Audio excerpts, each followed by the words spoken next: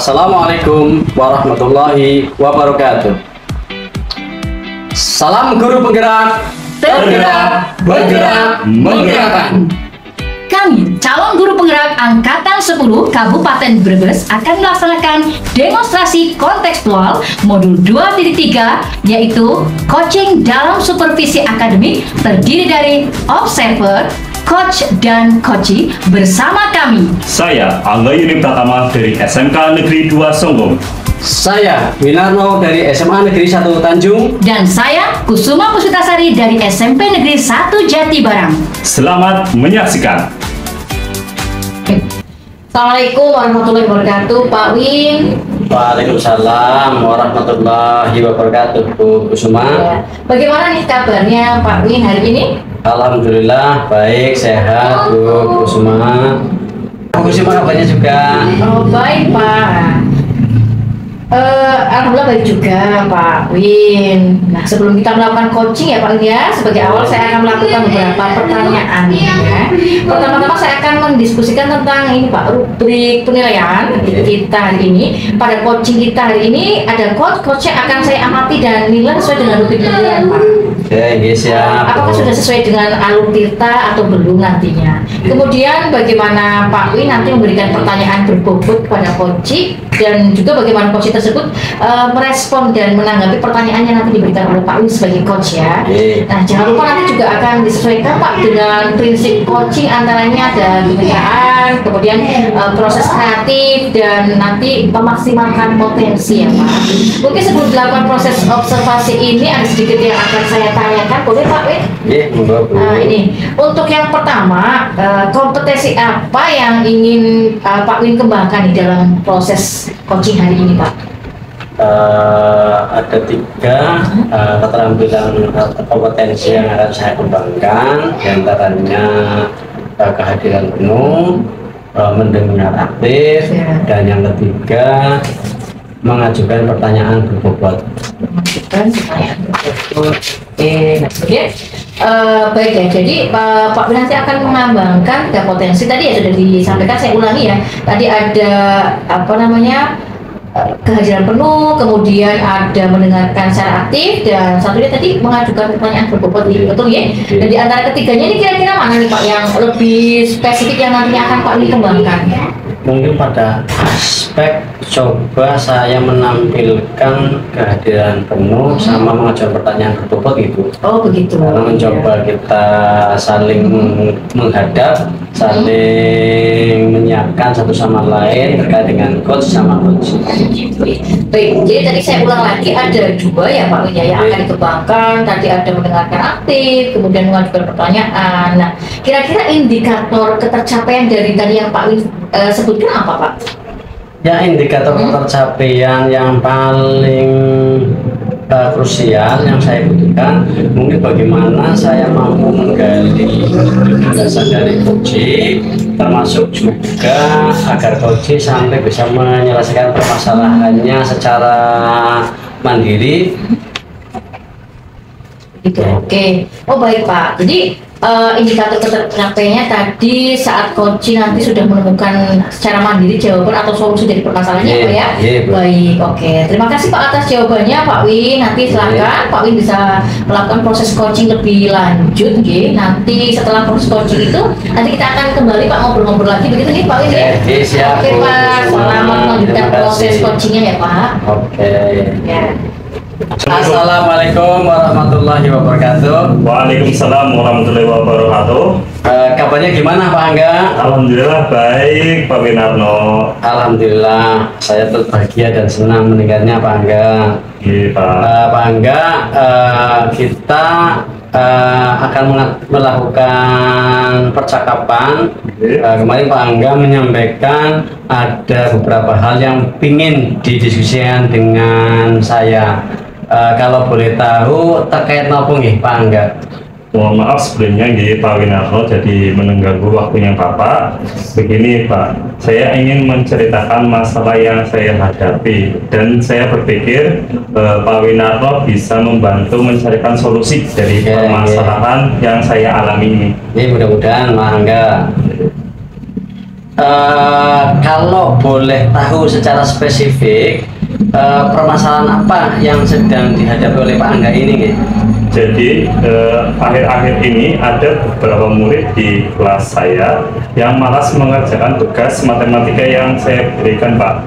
Jadi dari 36 anak ini terdapat sekitar 5 anak yang selalu terlambat mengumpulkan tugas, padahal saya sudah melakukan refleksi ke anak-anak itu, terutama bagian mana atau bagian materi mana yang belum dapat dipahami.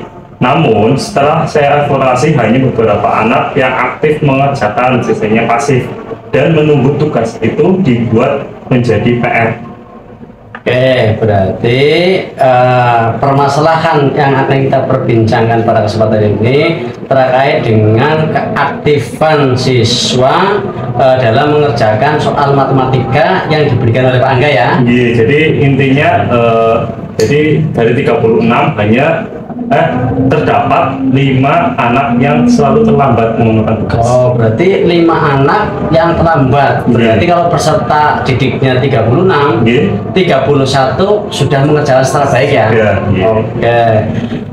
Kalau demikian, hal apa yang sudah dilakukan oleh Pak Angga terkait dengan siswa-siswa yang terlambat tidak mengerjakan tugas yang diberikan oleh Pak Angga? Intinya ini, Pak, jadi saya selalu mengingatkan mereka di WA group supaya anak-anak mengerjakan tugas dengan baik, tapi ya hasilnya tetap sama seperti itu. Jadi banyak, ada sekitar 5 anak yang selalu telat atau tidak mengumpulkan tugas. Oke, dari 5 anak itu setiap pembelajaran atau tugas yang diberikan oleh Pak Angga selalu sama 5 anak tersebut atau ada berganti-ganti dari anak 5 anak tersebut? Untuk itu 5 tersebut. Oke, 5 anak tersebut yang selalu terlambat, selalu mungkin bisa dikatakan tidak melaksanakan tugas dengan baik yang diberikan oleh Pak Angga ya. Nah, kurang lebih Pak Angga sudah punya gagasan atau ide apa untuk mengatasi 5 anak yang bermasalah tersebut, Pak? Oke, Pak Angga, tadi Pak Angga menyampaikan bila ada 5 anak yang belum memaksimalkan dalam melaksanakan tugas dari Pak Angga tersebut. Nah, kira-kira dari 5 anak tersebut Pak Angga sudah pernah menggali permasalahannya apa dari masing-masing anak atau bagaimana pendampingannya secara instan atau belum? Untuk itu saya sudah memanggil ke-5 anak tersebut. Saya bimbing secara pribadi, saya identifikasi masalah apa yang terjadi pada 5 anak tersebut itu. Saya terapkan segitiga restitusi pada anak tersebut serta menanyakan meyakinkan keyakinan kelas atau kesepakatan kelas yang sudah disepakati. Oke, bagi Pak Angga sudah melangkah dengan menggunakan siswa 5 anak itu dipanggil, dibimbing, dibina, terus sudah diingatkan dengan keyakinan kelas, juga sempat melakukan segitiga restitusi terhadap 5 anak tersebut. Kalau boleh tahu, ketika Pak Angga melakukan segitiga restitusi terhadap anak tersebut, yang sudah Pak Angga lakukan 5 secara berkeseluruhan atau satu persatu? Untuk itu saya baru 5-nya, Pak. Oh, 5-nya. Saya panggil. Oke, saya panggil ya. Terus dari 5-nya tersebut, variasi permasalahan yang dihadapi anak sama atau berbeda? Oke, tadi Pak Angga menyampaikan bahwa dari 5 anak itu sudah digali menggunakan berbagai cara langkah untuk menyelesaikan, ditemukan permasalahannya sama, yaitu bosan mengikuti pelajaran matematika. Nah, coba letak kebosanannya, apakah matematika pelajaran yang sulit, apa mereka yang tidak dapat dukungan dari teman, atau mungkin siswa tersebut merasa terabaikan dari teman atau tidak Pak? Untuk itu saya panggilnya itu alasannya karena merasa bosan Pak. Jadi dengan model pembelajarannya mungkin mereka itu terlalu monoton, jadi mereka tidak antusias untuk mengikuti mata pelajaran ini. Oke, berarti Tangga sudah menemukan bahwa kelima anak tersebut bosan ikut pelajaran matematika karena pembelajarannya monoton. Nah, kurang lebih Pak Angga punya ide apa itu untuk biar 5 anak itu tidak menganggap bahwa pelajaran matematika monoton? Mungkin saya akan mengganti metode pembelajaran yang sudah saya lakukan Pak. Jadi saya ingin mengikuti berbagai pelatihan agar kompetensi saya itu lebih baik lagi. Oke, berarti Pak Angga nanti akan melaksanakan pembelajaran bervariasi, mungkin dengan menggunakan metode-metode pembelajaran. Nah, kurang lebih yang sudah ada dalam pikiran Pak Angga menggunakan metode pembelajaran variasi yang seperti apa ya? Mungkin saya akan menerapkan yang paling mudah ya Pak, menerapkan metode pembelajaran tutor sebaya. Jadi modelnya nanti dalam satu kelompok itu mereka belajar dengan temannya sendiri. Oke, luar biasa Pak Angga. Jadi akan melakukan pembelajaran tutor sebaya. Nanti mana temannya sendiri akan menjadi pembimbing atau menjadi tutor untuk teman yang lainnya. Pak Angga sudah luar biasa punya ide tersebut. Nah, Pak Angga dalam mengeksekusi melaksanakan menggunakan metode pembelajaran tutor sebaya tersebut kurang lebih akan melaksanakannya membutuhkan bantuan orang lain atau tidak? Tentunya saya membutuhkan berbagai pihak, terutama rekan sejawat untuk masukannya kepada saya agar pembelajaran saya nanti yang diterapkan di dalam kelas itu bisa lebih baik lagi. Oke, Pak Angga sudah mau melibatkan teman sejawat, terutama di guru matematika ya. Kalau boleh tahu, selain teman sejawat guru matematika, teman atau orang lain yang dilibatkan oleh Pak Angga siapa saja lagi? Nggak ada sih. Oke, berarti teman sejawat ya. Oke, luar biasa Pak Angga. Kapan akan dilaksanakannya Pak Angga? Secepatnya ya Pak, karena saya melihat itu 5 anak itu supaya lebih antusias lagi. Jadi saya pengen secepatnya itu saya terapkan. Oke, secepatnya. Kalau boleh tahu kurang lebih hari apa ketika pada jam pembelajaran matematika Pak Angga? Besok bisa langsung. Besok hari Senin. Senin. Oh mantap, luar biasa Pak Angga. Pak Angga akan melaksanakan praktek pembelajaran biar untuk mengangkat 5 anak yang mengalami kendala tersebut biar menjadi maksimal ya. Pak Angga sukses dalam melaksanakan inovasi pembelajaran tersebut. Nanti saya menjadi terbayang dan ingin menggali dan ingin mendengar kabar perkembangan dari permasalahan Pak Angga tersebut. Boleh Pak, siap. Oke, terima kasih Pak Angga. Percakapan ini mudah-mudahan bisa menggali potensi keterampilan kita, Pak Angga, khususnya saya pribadi. Oke, assalamualaikum warahmatullahi wabarakatuh. Waalaikumsalam warahmatullahi wabarakatuh. Oke Pak Win, ini Pak Win tadi sudah melaksanakan proses coaching ya Pak ya. Nah pertanyaannya apa saja yang telah dilakukan selama proses coaching Pak? Tadi saya sudah melakukan percakapan pada saat coaching dengan Pak Angga terkait dengan coaching menggunakan alur kita, mulai dari menggali tujuan, mengidentifikasi permasalahan, menggali rencana aksi, pelaksananya kapan, sampai dengan tanggung jawab yang akan dilakukan pada saat coaching tersebut. Oke, nah melaksanakan coaching tadi kira-kira bagaimana atau apa yang dirasakan Pak Win? Ya, saya merasakan plong, merasakan lega, minimal bisa berkontribusi terkait dengan permasalahan yang dihadapi rekanan, minimal sudah ikut berkontribusi dalam menyelesaikan atau menggali solusi yang dihadapi oleh teman. Oke, ini mohon izin Pak untuk menyampaikan hasil observasi ya.